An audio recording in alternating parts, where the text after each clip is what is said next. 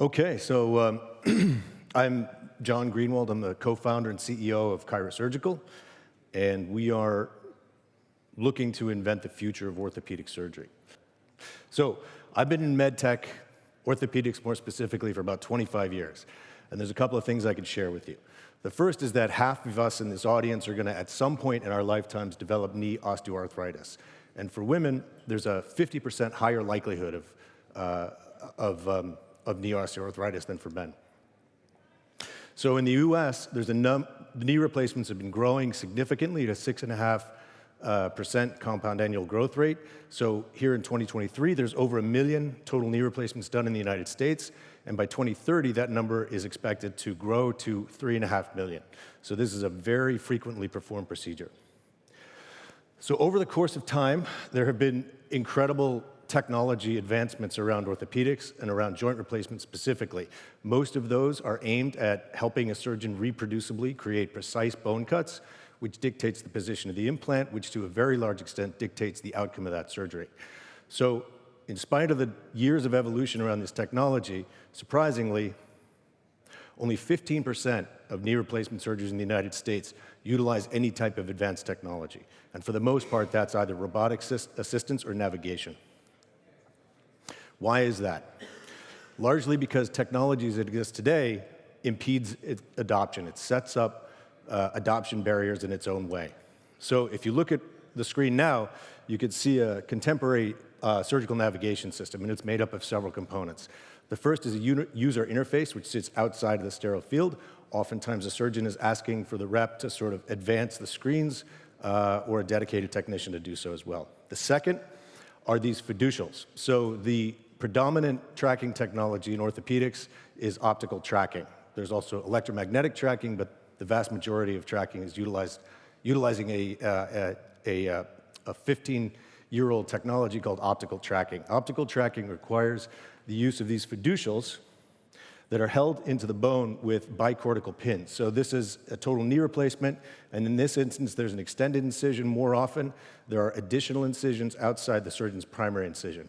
And then the bicortical pin penetrates the bone because these fiducials need to be rigidly fixed to the bone.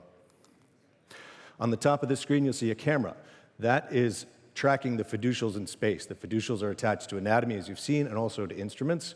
But this camera requires an uninterrupted line of sight throughout the procedure. So, some of the drawbacks of this: it's expensive, $500,000 to 1.2 installation costs, with up to $1,000 per procedure cost. All of these systems add time to the procedure. They're invasive, again, with the bicortical pins and the need to use fiducials, and that's whether you're navigating using a robot. You always need to be tracking anatomy and instruments. And they're complex, so there's a big learning curve, and that contributes to the added time in the OR. And then lastly, they're obstructive. So as you can imagine, you have the surgical team sort of reaching over these fiducials in the space, and then also, because the camera requires constant line of sight, you have to clear the surgical team from one side of the table to give that camera its line of sight. So we took a different approach. We leveraged a new technology in the space, radar, to do the surgical tracking piece. So our system is composed of two elements. The first is a constellation, which you'll see on the left. The constellation, each one of these black tiles is an individual radar. So we have 6 radar around this constellation, around this user interface, and it can be draped and pulled into the sterile field. The sterile drape does not interfere with the radar signal. And the second element are the beacons, and those are those sort of those banana-shaped instruments in the tray that you see there. So this is how the beacons are attached to the bone. You'll notice there's no incisions outside of the main incision. This is a relatively standard incision for a total knee replacement. So it's a single 25 millimeter by 3.5 millimeter cancellous bone screw that holds the beacon in place. The beacons can be removed during the procedure to be unobtrusive. I think that's important when you're advancing a cutting instrument. The surgeon is doing it by hand, or there's a robotic arm advancing a cutting end effector. And so this is what a surgical scene looks like with our radar navigation system. You can see the constellation positioned there out of the field, but it is sterile. I'll advance the next picture, but you'll notice the surgical team doesn't have to move from their usual positions. This is a cadaver lab, so you can see that's really a production level Constellation. It's got the sterile drape over it. The surgeon can operate it, pull it in close to the sterile field as needed.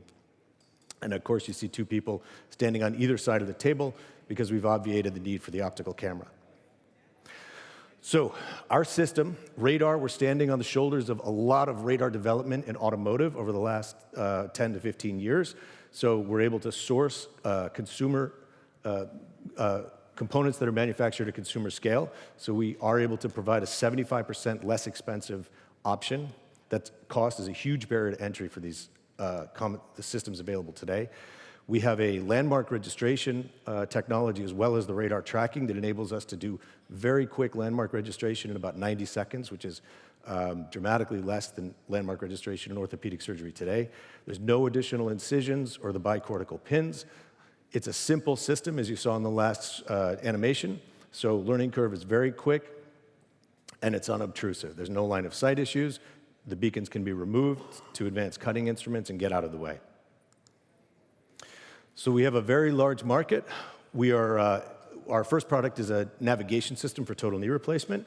We have a roadmap that takes us into hip and spine. So in the United States alone, in those three areas, it's a $3 billion addressable market. And then if we look to international markets where we anticipate moving within 2025, it then opens it up to a $13 billion market.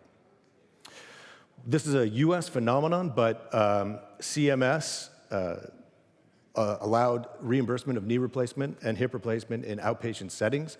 As a result, a lot of total joint surgeries migrating to outpatient setting, specifically ambulatory surgery centers, so that by 2030, almost 70% of orthopedic procedures will be done in outpatient surgeries. This is relevant to us because ASCs and outpatient surgery centers often are, in fact, they do have a lower rate of reimbursement in the United States, so they're very cost sensitive. They also have smaller staffs typically, so a system that is very streamlined, that doesn't require a lot of OR turnover or instrument sterilization is very helpful to these environments. So we have a purpose-built system. We have had great feedback from surgeons and also the strategics. We do have a limited clinical release planned in the second half of 2024. This is a very targeted limited clinical release. It represents major joint centers, some of the big IDNs as well. And we have had interactions with 23 surgeons at 13 centers around the country. And incidentally, these are all centers into which I or my colleagues have sold orthopedic technology in the past. You can see there along the top line the big price differential, both installation and the per surgery cost on the third line down. We add a lot of efficiency to this system, and frankly, we, I think, outcompete with all existing technologies, whether it be navigated or robotic available today. Our roadmap takes us through a 510K in the first half of next year, and then imageless total knee replacement navigation system launch in the second half of next year, and then we're looking towards hip and spine in 2025, as well as OUS markets. Lastly, in 2024, on the bottom, you can see a robotic integration. This is a pilot we've already started setting up, but the goal here is not just to have a standalone surgical navigation system, but also to integrate radar tracking with surgical robots. We have a broad IP moat. We have 4 granted patents. Basically, we've ring-fenced sub-millimeter accurate radar tracking and our fast landmark registration. We have a series of patents already in review and more in development. Our regulatory pathway is a 510K. Our CTO worked on the predicate device that we're going to cite, which is a Medtronic system. And then lastly, we have I'm rushing here to get through, but we have an ESG program whereby our instruments go into a hospital. We ask that the hospital decontaminate them, not sterilize, but just decontaminate them and then return them to us, whereby we then can reuse them. This actually has a tangible impact of cutting our cost of goods dramatically. We have an outstanding team. My co-founder is an orthopedic surgeon at New York University, a set of really world-class partners in both robotics, semiconductor, and PCB development. And then we project a path to revenue so that by 2027, we're a 40 million plus company just on knee, hip, and spine. So we are raising 10 million, open to all conversations here, welcome. And then just lastly, in the last 2 years alone, there's been over $2 billion of acquisitions in this space with a 12.1 multiple revenue. So this is a very attractive space. This is a technology that fits very nicely with what the strategics need at present. Thank you very much.